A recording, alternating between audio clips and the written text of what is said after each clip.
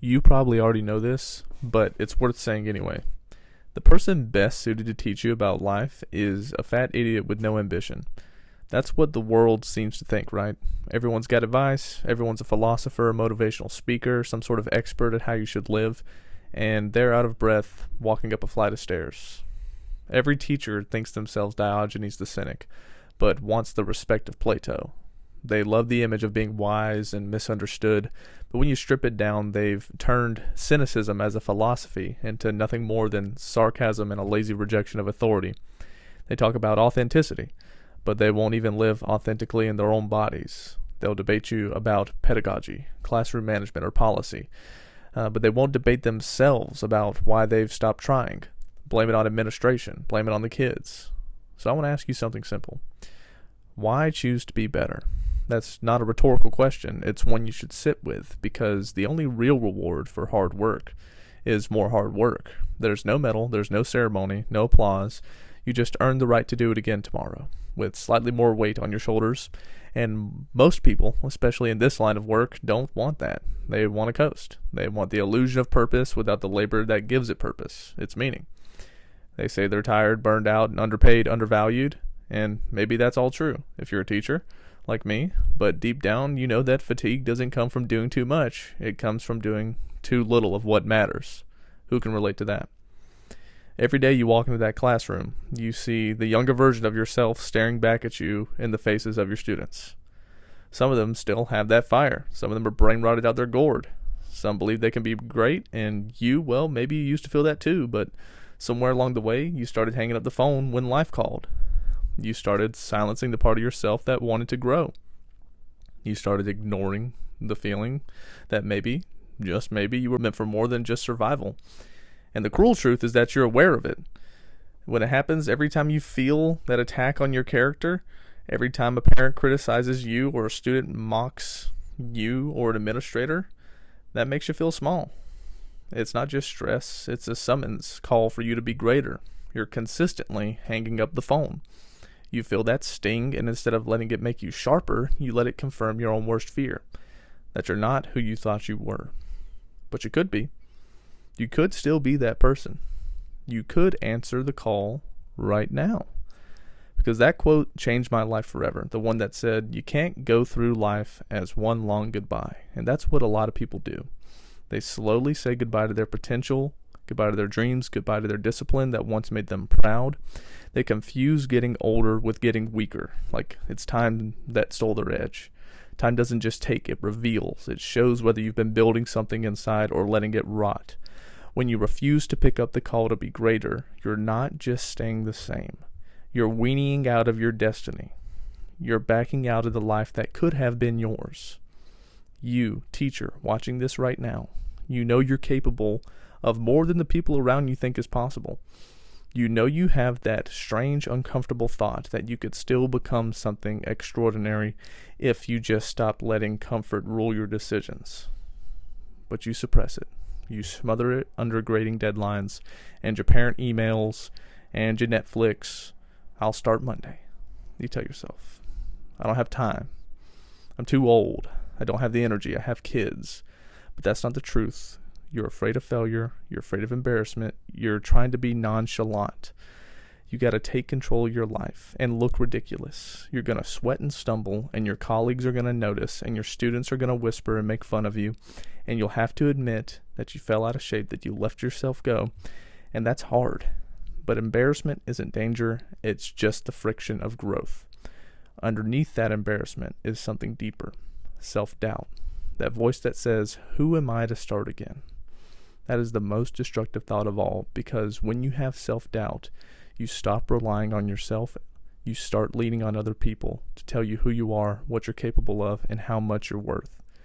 You wait for motivation to find you instead of building it brick by brick. But here's something no one tells you. There's no such thing as a self-made man. You don't get there alone. The burden of work is yours, yes, but the clarity often comes from others. The right people who don't lift the weight. They just remind you how to pick it up. You'll want to grow again. If you want to feel alive again, you need to seek those people out. Not the cynics in the teacher's lounge who joke about how much they hate Mondays and administration. not the social media gurus selling you comfort disguised as some sort of self-care. You need to be building, need to be learning, need to be hungry. When I look back at my own life, there was a time when I was surrounded by that same complacency. Right now, people who talk about their dreams like their hobbies instead of responsibilities. I remember building a squat rack out of scrap wood and bolts because I couldn't afford a real one. It was ugly and it was a bit janky, but it changed me because every time I walked over to that bar, I was reminded that greatness doesn't need permission or perfect conditions. It just needs someone willing to start where they are. That squat rack became a metaphor for everything else in my life. If I could build that with my own hands, what else could I build? My strength, my habits, my character? The answer was yes to all of it. And maybe that's where you are right now. Maybe you're sitting in your car after work, half awake, scrolling through your phone, knowing you need to change and do something but not knowing where to start. Start there. Whatever you have, start by doing the smallest act of defiance against the inertia that's been eating away at you. Walk for 10 minutes after dinner. Do a push-up in your classroom before the bell rings. Drink water instead of soda at lunch. It's not about counting your calories. It's about reclaiming your agency. The moment you act, you remind yourself that you're not a victim of your circumstances. You're the caretaker of your potential. People love to say, you don't know what you got till it's gone. But that's not true. You know exactly what you've got. You just refuse to see it until it's too late. The real tragedy is that you won't know what you could have had if you're gone. If you let your health fade, if you let your fire go cold, if you die a slow death of apathy and excuses.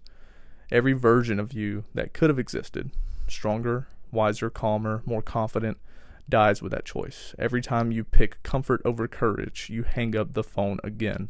You tell yourself you're doing your best, but you know when you're lying. You know when tired is just code for I'm not motivated right now. You know when busy is just avoidance.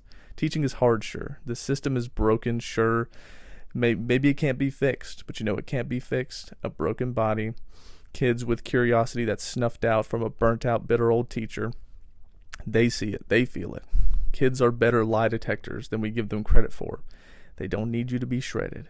They need you to be alive, to be someone who still believes in progress, because if you don't believe in it for yourself, how can you convince them it's possible for them? You've spent years teaching to them to think critically, to stay curious, to persevere through challenges, and yet you've forgotten that those same rules apply to you. The classroom has made you patient with others, but impatient with yourself. You forgive students for their laziness, but you punish yourself for imperfection. You've made a habit of giving every ounce of energy to others and saving none for your own renewal. And the cruel irony is that you call it noble. But martyrdom doesn't make you a better teacher. It just makes you a weaker one. Your strength, your vitality, your confidence, those are not selfish things to protect. They're part of your pedagogy. You can't pour out from an empty vessel, and you can't inspire from a slumped posture. Maybe somewhere along the line, you forgot what it feels like to live in a body that listens to you, to wake up rested, to feel the energy instead of surviving on caffeine, to look in the mirror and see someone who isn't coasting, but climbing somewhere. Maybe you've mistaken the comfort of predictability for the safety of purpose. You wake up at the same time, drive the same route, give the same lectures, grade the same essays, and tell yourself that routine equals meaning.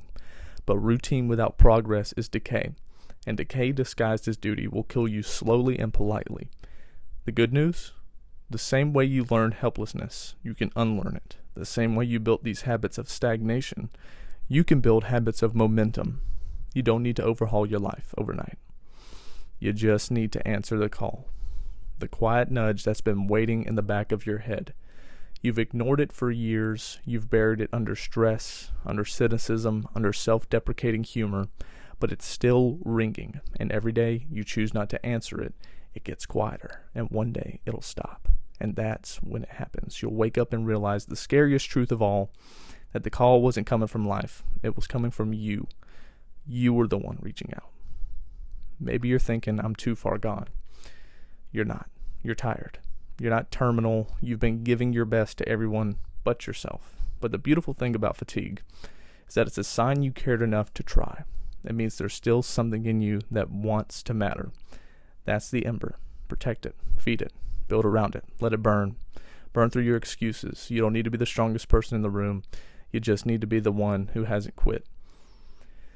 Think about your students for a moment. You tell them not to fear failure, that growth takes time, and that progress isn't linear. You tell them that discomfort means they're learning. When was the last time you believed that for yourself? You have more to teach than a curriculum. You have the chance to show what resilience looks like, to show that renewal is possible at any age, in any body, under any weight. That's what they'll remember years from now. Not the quiz grades or the PowerPoints, but the day their teacher stopped hanging up the phone.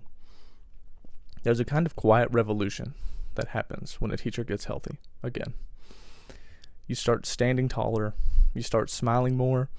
Not because the fire suddenly got out easy. It's because you're back in the fight. You start walking through the hallways differently. Students notice, colleagues notice, and that ripple spreads. One teacher decides to walk after school. Another starts packing lunches instead of using the vending machine. But before long, the culture shifts. Not because someone sent a memo, but because someone modeled courage. You have that power. You always have. You just forgot. Somewhere between lesson plans and late nights between testing, you started believing the lie that your best days were behind you. But they're not. They're waiting for you to pick up the phone. To stop treating your potential like a distant memory and start treating it like a living thing that needs you. So here's your call to action. Stop apologizing for wanting more. Stop justifying your exhaustion as proof of virtue.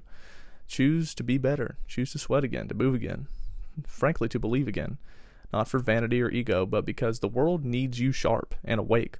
The classroom needs you alive. Your family needs you healthy.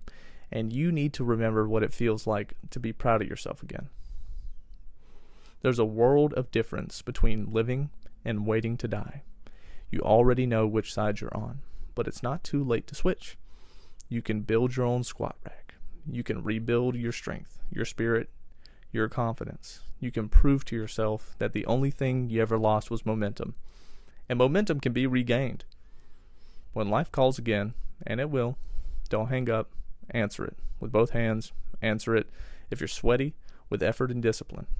Because the only reward for hard work is more hard work.